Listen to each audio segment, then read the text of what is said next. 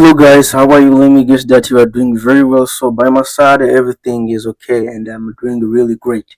So today I'm going to show you what we call question tag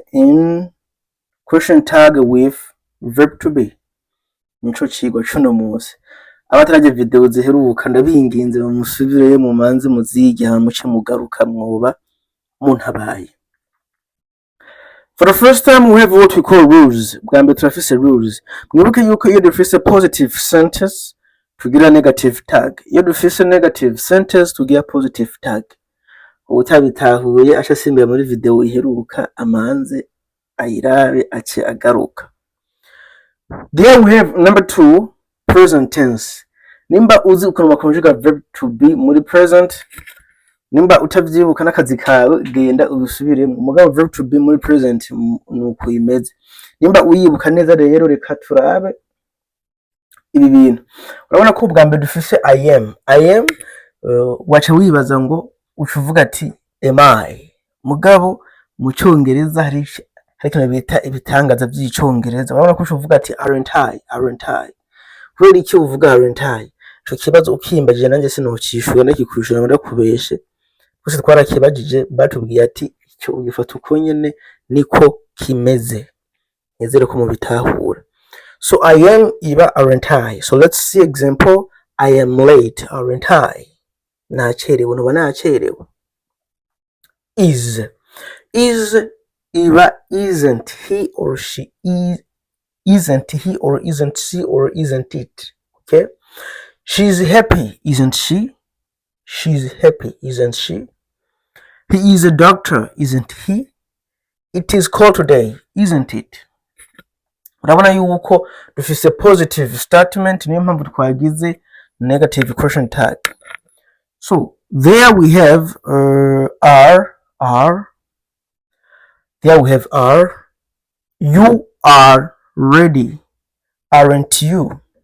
We are friends, aren't we? They are students, aren't they? Okay? Mwabonye yuko iyi izi example ziri ngaha zikwereka neza yuko iyo phrase yawe iri muri positive ubwiza kuzana negative tag. Okay? You are ready, aren't you? We are friends, aren't we? They are students, aren't they? Okay? Let's keep on. So for the next time we have what we call negative sentences. Phrases ziri muri negative. If we say negative sentences, iyo tuvuze phrases ziri muri negative bivuze gutahura yuko she isn't tired. Urumva ko iyi statement iri muri negative. Nico gituma ubona ko question tag yaciza muri positive nkuko twayibonye muri rules. She isn't tired, is she? They aren't busy, are they? You aren't late, are you? You aren't late, are you? Okay? That's really a very easy example. So there we have, for the last time, we have what we call past tenses. Past tenses. So past tenses, here on past tenses, you have to understand that if you don't know really how verb to be is conjugated in the simple past, really you are not my student. Nimba utazi ukuntu verb to be ikonjuga muri simple past ntabwo uri umunyeshuri wanje. Iyo utabizi cyanda kurunga kamanzi usubira inyuma umanze vyige hanyuma uhejeje kuvyiga uce ugaruka. So there we have was, ichiba, wasn't, canke was. Aha anye nkama example turafise he was sick, wasn't he? She wasn't at home, was she? Biragoye gutahura mugabo urumva iyo utatahuye ivyugo biheruka n'ibivyugo usanga bigoye gutahura. Nico gituma ndabinginga bigucanze umanze ufate pause usubire mu vyugo vya kera umanze ubigotomere uhejeje kubigotomera hanyuma ucugaruka ubandanye aho warugeze. Then were, ichiba weren't canke were. They were happy, weren't they? They were happy, weren't they? We weren't ready, were we? We weren't ready, were we? Ibi bintu ntibigoye ku muntu yakurikiye ama etape yose y'ivyigo nagiye ndacako. Utabikurikiye nta kundi ubona insatsa, nta kindi kintu gufasha no kugusubiza inyuma ukagenda ukavyiga hanyuma ukaca ugaruka.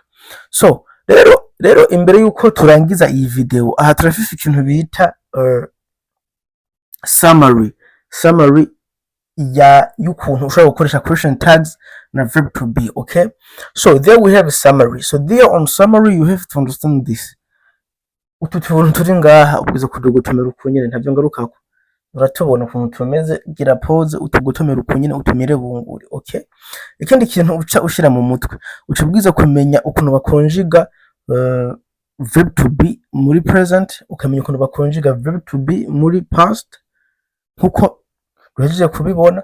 Hanyuma ivyo umaze kubibona ukaca umenya yuko nimba phrase yawe iri muri positive nimba phrase yawe iri muri positive, tag yawe ija muri negative. Nimba phrase yawe iri muri negative, tag yawe ija muri positive nkuko nabivuze. So thank you so much. Bye bye. Ciao ciao.